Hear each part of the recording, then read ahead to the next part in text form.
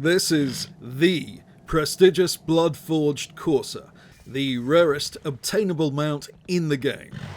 It took me over 2 years to obtain this mount. In this video, I'm going to explain exactly how I did so and how you can do the same.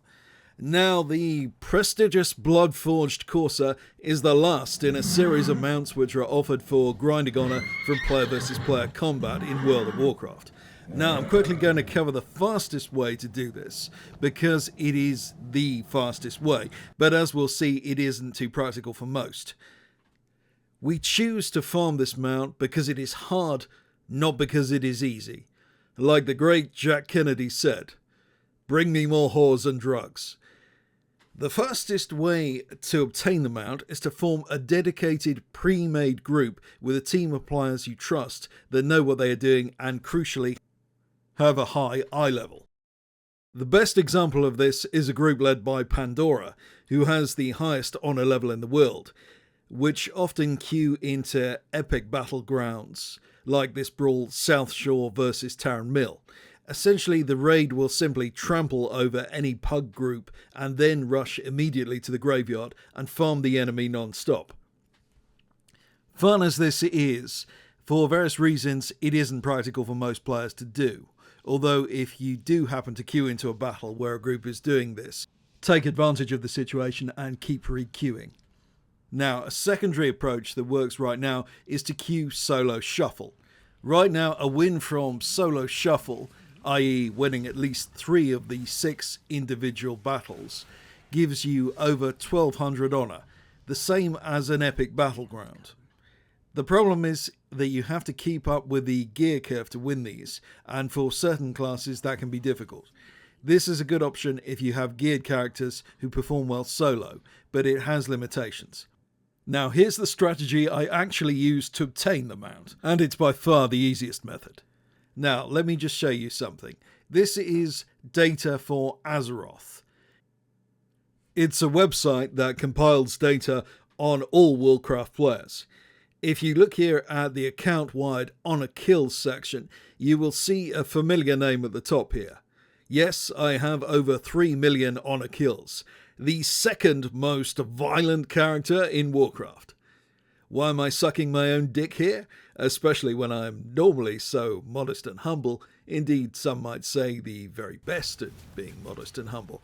The reason is that what I'm going to recommend now is the strategy I use to get more honor kills than almost any other player alive. Apart from this guy. And he doesn't count. I mean, he's just weird, obviously. Imagine playing that much PvP. So, my approach to grinding honor really works despite how counterintuitive it is. And if you want to argue about it, I've killed more players than the entire population of Lithuania. So bear that in mind. My theory is that being good at stuff other people are good at is hard, so I try and find things to be good at that other people are not good at or are even trying to be good at. In Warcraft, most players are trying to do single target damage. Conversely, very few players optimize for area of effect damage, yet you can gain a significant amount of honour from epic battlegrounds by optimizing for area of effect damage, both by increasing your chances of winning, but also by maximizing the number of honourable kills you make, and the honour you receive. Now, you can see how all this works when we go into Ashran here. To some extent you can do the same thing with all classes, as we'll see. By using talents which optimize my Fire Mage's Flame Strike, freeze the video to see my talent build here, we can create an amazing amount of damage. Obviously, there's the damage Flame Strike does itself. This build creates explosions on explosions, and in case you didn't feel that was enough explosions, there's a chance of even more explosions on the explosions, and then some more explosions. You see, by choosing Flame Strike, we can talent it with Flame Patch, which leaves a pool of fire behind, which damages anyone in the area, and with a further choice, we can have a chance to cause the Flame Patch to flare up in a living bomb, which does even more AoE damage due to the Incendiary Eruptions talent. Finally, we can choose the Conflagration talent to cause our Ignite effects from all the damage we are doing to deal even more damage. How much extra damage? A lot. Between 50 to 400% more damage than anyone else on your team with good gear. But it is not just about the damage, it is also about the 20% slow effect of Flame Strike and keeping the enemy team in combat through the ticking effect of Ignite.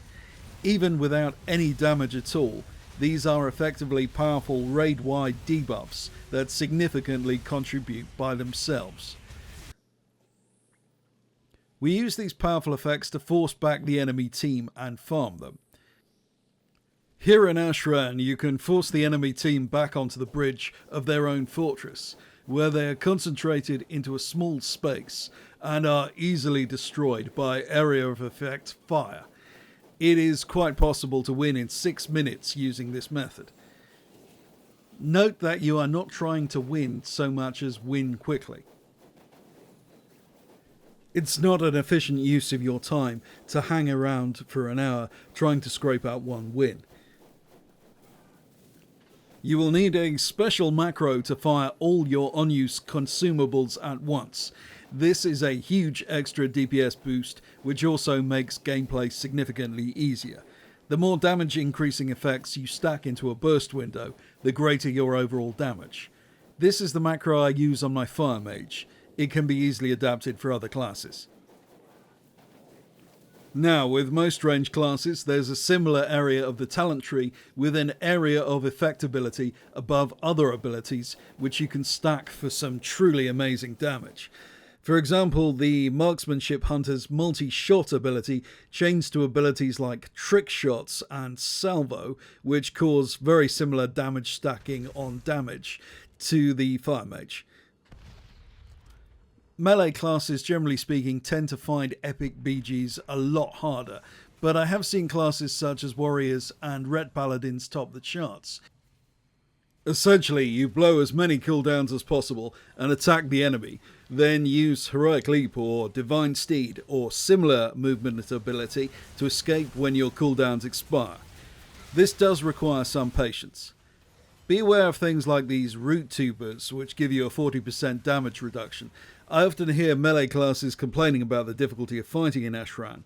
The tools are there to make it viable if you make the effort. A special mention should be made here about Death Knights, who, while they have excellent area of effect abilities, should focus almost exclusively on Death Grip as their primary strategy, as this is such an effective ability in epic battlegrounds. Now, what do we queue for exactly? All forms of casual PvP have a once a day bonus, so you should do everything once on every geared character you possess. After that, I generally focus on epic battlegrounds on my main. To do this, you'll need a decent number of alts. If you don't have alts already, be aware Blizzard just announced a new experience boost in a forthcoming patch. And this is a good time to check out my leveling guides, which contain a lot of unique information you won't find elsewhere. If you are queuing into a lot of one-sided battles where your team is getting thrashed, simply change to a character on the opposite faction or come back later. There's a reason why you get people complaining about losing 10 games in a row. It is mainly because the same people tend to re-queue. I often actually specific queue for Ashran because I can get a very high short-term win rate if the people queuing into it at that time are decently geared and have a good class balance. However, this is an advanced strategy. You need a very high win rate in a short average duration to justify doing this. So if you follow all the advice I've given here and play a serious amount of PvP, then in only 2.5 years, the Bloodforged Courser mount will finally be yours. Now, is the Bloodforged Courser mount worth all this? No. No, it's not. So there you go. A complete waste of time. If you've enjoyed this video, you're probably really weird. And you may wish to subscribe because I'm about to release a fantastic, epic guide to Warcraft exploits in PvP. Also, if you fancy learning secrets Blizzard doesn't want you to know that are too hot for YouTube, there's also my Patreon. We have two of the best ever exploits I can remember on my Patreon right now. One is a one-click leveling method. You can level right from 10 to 70 just clicking one button. And a method to bypass instance lockout and farm gold from dungeons endlessly.